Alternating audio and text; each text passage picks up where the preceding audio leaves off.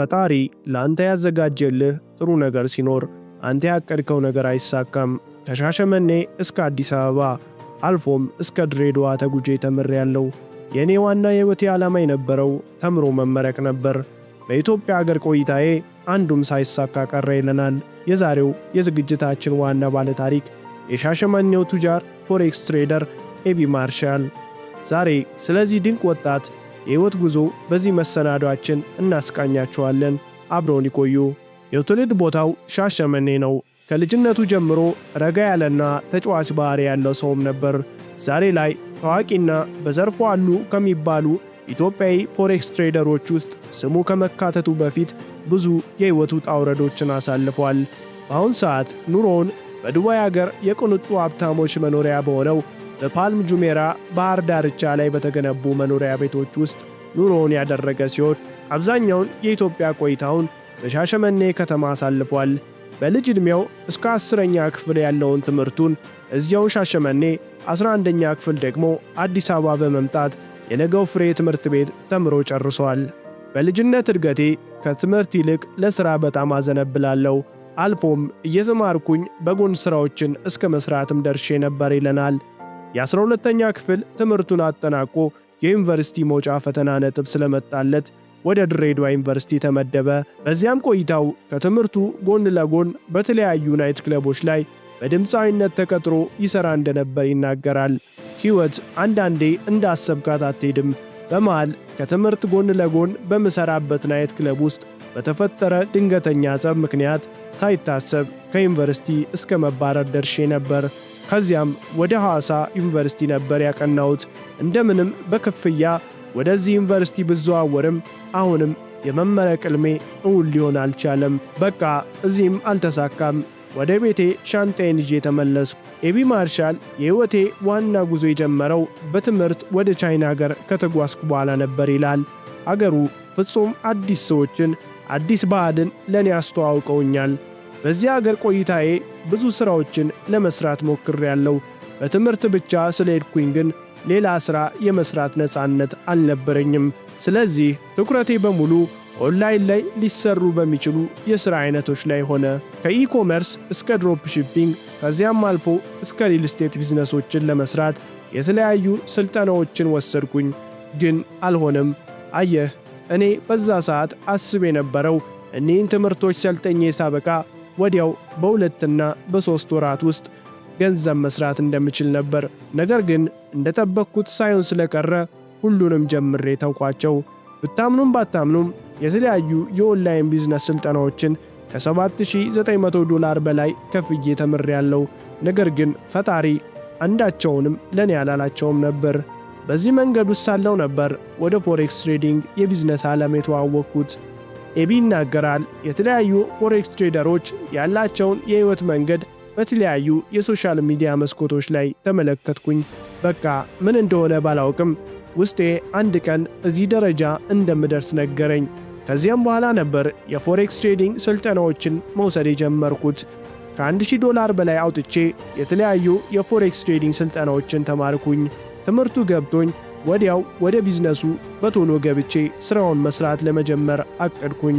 የመጀመሪያ ኢንቨስትመንቴን $110 ጀመርኩ። የዛኑ ቀን $2 ትርፍ ሠራው። አይኔን ማመን አቃተኝ። ፈጣሪን ከልብ ያመሰገንኩት። ወዲያው ደግሞ የዛኑ ቀን ያንን ገንዘብ ከነትርፉ ሙሉ ለሙሉ ከሰርኩ። እልህ ተሰማኝ። በሚቀጥለውም ቀን $500 ወደ ትሬዲንግ አካውንት ያስገባው። የሌላ ሰው ሲግናል ለመጠቀም ወሰንኩ።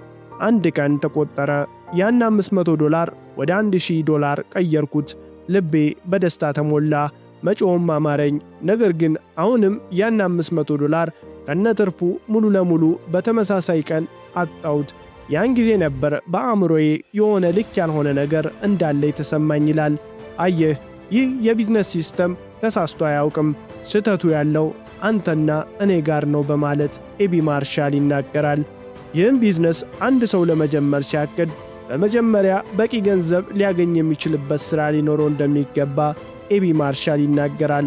አለበለዚያ ግን ከትርፉ ይልቅ ኪሳራው በልጦ ሕይወትን እስከ ማመሰቃቀል ደረጃ እንደሚደርስ ኤቢ ማርሻል ከሕይወት ተሞክሮ ያስረዳል። እኔ በዚህ ቢዝነስ ውስጥ እያለሁ ሌላ የምሰራቸው የግል ስራዎች ነበሩኝ። ይህ ባይሆን ኖሮ ግን ይህን የፎሬክስ ትሬደርነት ሙያ ልቀጥል አልችልም ነበር። የቻይና ትምህርቴን ጨርሼ ወደ ኢትዮጵያ ተመለስኩ። በዚያም ይህን ሥራ ተስፋ ሳልቆርጥ ቀጠልኩበት። ትሬድ ሳደርግ የሚያዩ ጓደኞቼና ቤተሰቦቼ ሁሉ ይህ ሥራ ቢቀርብስ ለምን እንዲህ ትሆናለህ እያሉ ይመክሩኝ ነበር። አንዳንድ ጊዜ በብስጭት ስልኬን አሽቀንጥሬ ከግንብ ጋር ሳላትሞ ያዩኝ ሁሉ ኤቢ ይህን ሥራ አንተን እንዲህ ሲያሰቃይ ስላየን መቼም ወደዚህ ሥራ ለመግባት አናስበውም እያሉ ይነግሩኝ ነበር። ከዓመታት በኋላ ዛሬ ላይ በዚህ ቢዝነስ የደረስኩበትን ቦታ ሲያዩ እነዚያ ይህን ሥራ አንጀምርም ሲሉ የነበሩ ሰዎች በሙሉ ወደዚህ ሥራ ተቀላቅለዋል። አየህ፣ ይህ ሥራ ሌላው ሲያተርፍ አይተ በስሜታዊነት የምትቀላቀልበት ከሆነ የመጥፊያ እንጂ የመበልጸጊያ ላይሆን ይችላል። እጅጉን ተስፋ መቁረጥ ውስጥ ሊከት ይችላል። ያን ጊዜ ያለፈ ግን ድጋሚ ወደ ቀድሞ ሕይወቱ ላይ መለስ ለአንዴና ለመጨረሻ ጊዜ ሕይወቱን ይቀይራል። ፎሬክስ ትሬዲንግ ተስፋ ለመቁረጥን አስተምሮኛል በማለት ኤቢ ስለዚህ ቢዝነስ ያለውን ተሞክሮ ያስረዳል። ኢትዮጵያ ከተመለሰ በኋላ ወደ ዱባይ ለጉብኝት በወጣበት እዛው እንደቀረ የሚናገረው ኤቢ ለምን እንደዚህ ያደረግ ተብሎ ሲጠየቅ ዱባይ በዚህ ሥራ ያሉ ብዙ ትሬደሮችን ያስተዋወቀችኝ ሀገር ስለሆነች ከእነርሱም ብዙ ዕውቀትን ለማግኘት ዕድሉን ስለከፈተችልኝ ኢትዮጵያ ያሉኝን ሙሉ ንብረቶቼን ትቼ እዛው ዱባይ ለመቅረት ተገድጃለሁ ብሎ ይመልሳል። የኢትዮጵያን ሕይወት ከነጓዙ ትቼ መቅረት ለእኔ ቀላል ውሳኔ አልነበረም። ነገር ግን እዚህ ዱባይ ከራሳቸው አልፈው ለሌላ ሰው ትልቅ ምሳሌ መሆን የሚችሉ እኔም ራሴ ከነሱ ብዙ ትምህርትና የሕይወት ተሞክሮ ልቀስምባቸው የቻልኩት ብዙ አስደናቂ ሰዎች አሉ። ይህን ትልቅ ዕድል ትቼ ወደ አገሬ መመለስ ከበደኝ እያለ ከአገሩ የወጣበትን አጋጣሚ ይናገራል። ኤቢ ማርሻል ስለ ፎሬክስ ትሬዲንግ ቢዝነስ ሲጠየቅ ብዙ ጊዜ ሰዎች በፎሬክስ ትሬዲንግ ሜንተር ነን ባዮች ሲታለሉ እንደሚያይና ከተቻለ ወደዚህ ሥራ ለመግባት ያቀዳችሁ በሙሉ ስለ ሥራው በቂና ብዙ ልምድ ካካበቱ ትሬደሮች ሄደው አገልግሎት ቢያገኙ በራሳቸው ላይ ትልቅ ለውጥ ማምጣት እንደሚችሉ ይናገራል። እኔ እንኳን በዚህ ሙያ ጀማሪ በነበርኩበት ሰዓት አምኜ ገንዘቤን ሰጥቼ አሰልጥነኝ ያልኩት ሰው በሆነ አጋጣሚ የምሽት ክለብ ውስጥ አግኝቸው ስናወራ ውይ ይህን ሥራ ብየው አልሳካ ሲለኝ ነው የተውኩት ብሎ መልሶልኝ ያውቃል። የሚገርመው ያ ሰው እኔ ከዚህ በፊት ለሜንተርሺፕ ገንዘብ የከፈልኩት ልጅ መሆኔን እንኳን አላወቀም ነበር። አየህ፣ በፎሬክስ ትሬዲንግ ዓለም ውስጥ በሜንተርሺፕ ስም የማይገባቸውን ትርፍ የሚያገኙ ነገር ግን በሙያው ብዙ ልምድ ያላከበቱ ሰዎች አሉ። ተጠንቀቁ ብሎ ይመክራል። በአሁን ሰዓት ላይ ኤቢ ማርሻል በዱባይ አገር የራሱን የኤርቢኤንቢ ቢዝነስ በተጨማሪም ደግሞ የቅንጡ ወይንም የሌክዠሪ መኪናዎች ኪራይ አገልግሎት በመክፈት ከፎሬክስ ትሬዲንግ በተጨማሪ ጎን ለጎን እያስኬዳቸው ያሉ ቢዝነሶች ናቸው። ከጂዋገን እስከ ሮልስ ሮይስ መኪና እያማረጠ የሚነዳው ይህ ኢትዮጵያዊ ፎሬክስ ትሬደር ይህ ሁሉ በአንድ ሌሊት የመጣ ሲሳይ አይደለም። ይልቁንም ከ2 ዓመት ከ6 ወር የስቃይና የኪሳራ ዓመታት በኋላ እንጂ። በእነዚህ ሁሉ ጊዜያት ውስጥ በፎሬክስ ትሬዲንግ ምክንያት አልቅሻለሁ፣ ሲያሻኝም ደግሞ ባዶ ክፍል ዘግቼ አልቅሻለሁ። ነገር ግን ተስፋ መቁረጥ የሚባል ነገር እኔ ጋር አልነበረም ይላል።